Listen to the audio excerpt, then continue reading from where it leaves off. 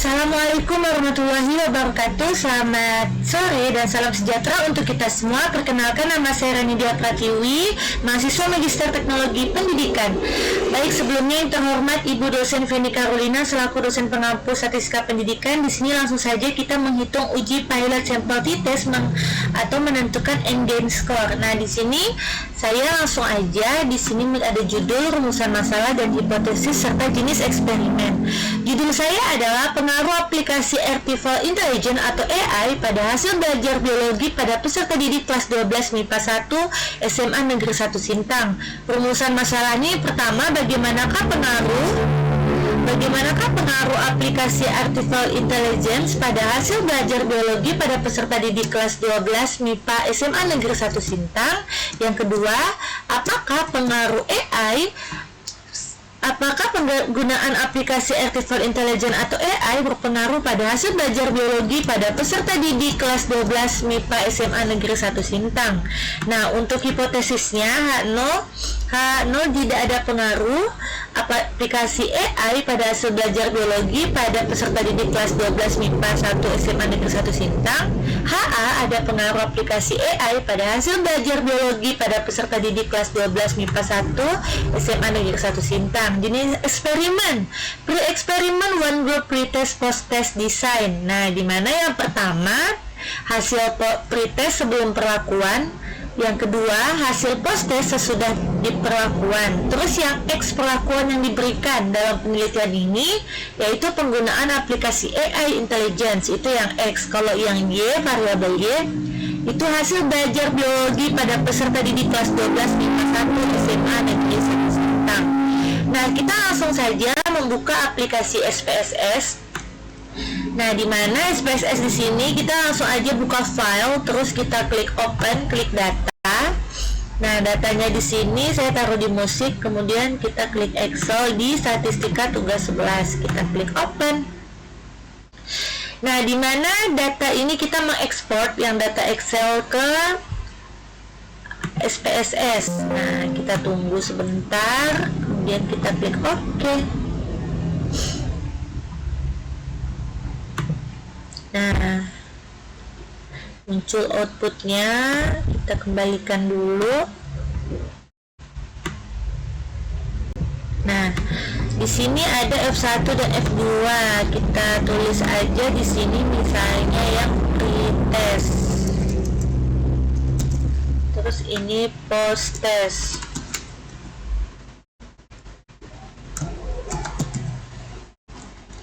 Pretest dan post-test. Nah, kemudian kita klik data view. Nah, sebelum itu, untuk kita menghitung data pretest dan post-test, kita langsung aja menghitung uji normalitas terlebih dahulu supaya kita mengetahui apakah data kita ini berdistribusi normal atau tidak. Nah, pertama kita klik analyze, kemudian kita klik bentar dulu, sebelumnya jenis eksperimen di sini, di pre-eksperimen, penelitian ini dimana bagaimana kita membandingkan dua kelompok sebelum atau sesudah di satu objek yang sama, karena saya mengambil satu kelas di kelas 12 MIPA 1 SMA Negeri 1 Sintang, dimana diberikan supaya kita itu menghitung pre-eksperimen. Nah, kita langsung aja datanya tadi kan ini di SPSS, kita menghitung uji normalitas terlebih dahulu.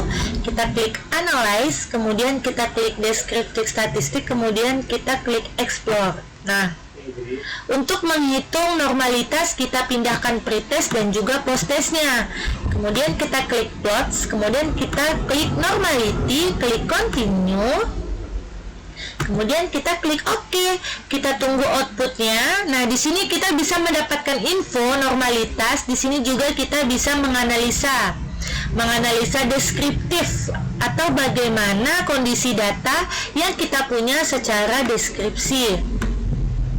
Nah, di sini kita bisa lihat tabel deskriptifnya di pretest maupun post-test. Kita bisa melihat nilai min, median, terus di sini ada standar deviasi, nilai minimum, nilai maksimum. Nah, terus juga kita bisa melihat yang post-testnya juga. Nah, di sini kita lihat, kita juga bisa menarik kesimpulan dari apa yang kita lihat. Sebelum itu kita melihat cara menghitung N-gain score. Nah, sebelumnya kita tes normalities karena di sini subjeknya kita lihat ke bawah dulu, di tes normality, pretest dan posttest, karena di Shapiro-Wilks dinilai signifikasinya 0,49 dan posttestnya 0,66. Nah, sedangkan untuk yang posttest 0,66, jadi kedua data tersebut berdistribusi normal karena lebih dari 0,05 gitu. Jadi keduanya berdistribusi normal.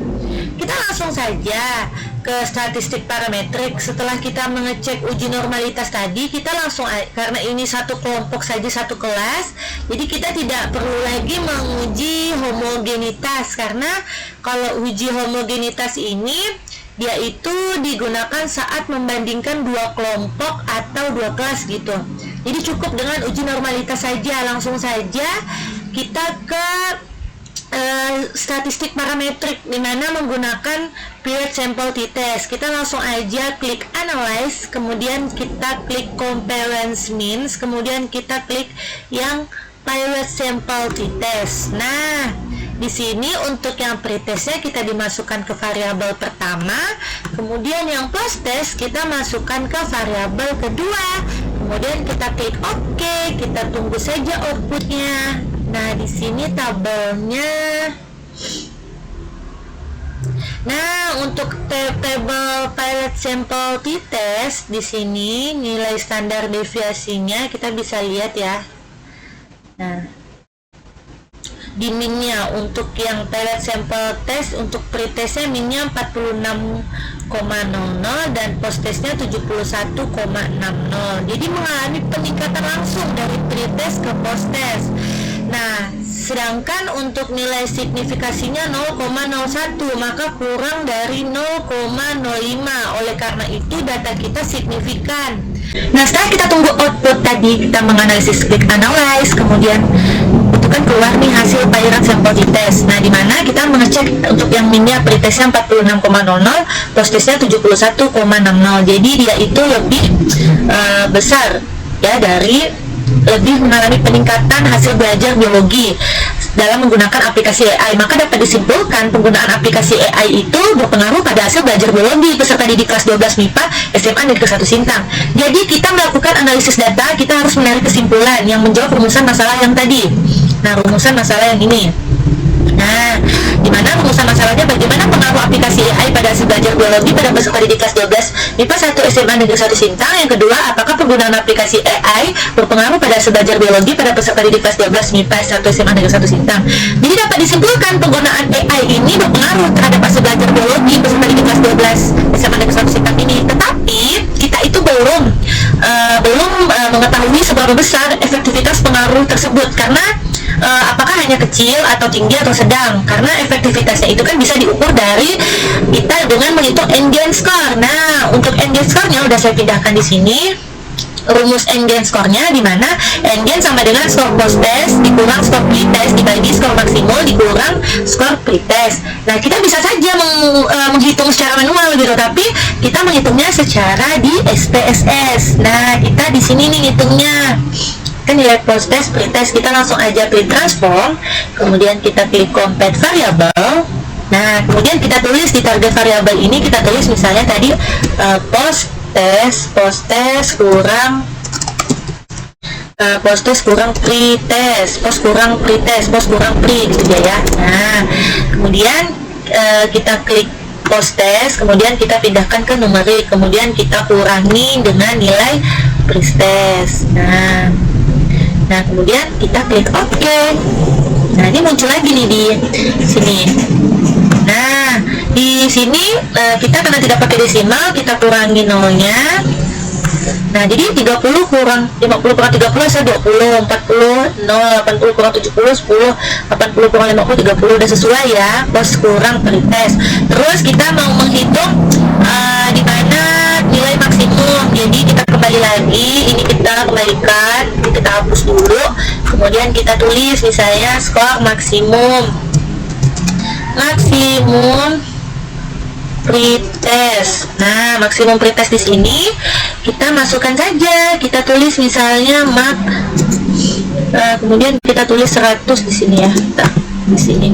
Nah, 100 dikurang, harus pakai ini, dikurang pretest. Nah, ini kita pindahkan pretestnya. Nah, kemudian kita langsung aja klik OK. Nggak boleh di spasi, maaf. Nah, ini. Kita mau menentukan maksimum. Oke, kita lihat lagi di sini. Nah, kita ubah desimalnya. Nah, ini 70 nilai maksimumnya. Ya, terus udah nilai maksimum, kemudian kita melihat nilai endgame score-nya, di mana titiknya itu kita udah ketemu nilai maksimum dan juga nilai post kurang pretest. Untuk menilai apa kita ubah dalam persenan, itu bisa saja kita persenkan lagi, tapi untuk menyentuh endgame score kita klik transform lagi.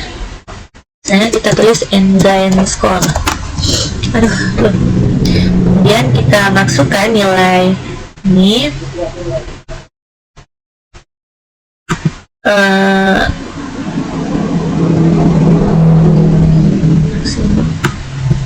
Nah, untuk menghitung endgame score kita masukkan nilai maksimum, kemudian kita kali 100.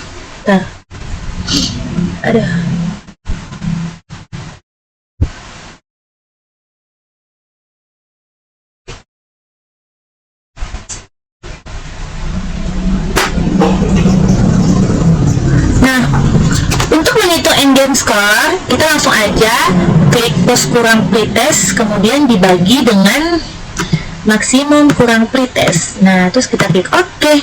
Kita balik lagi ke sini.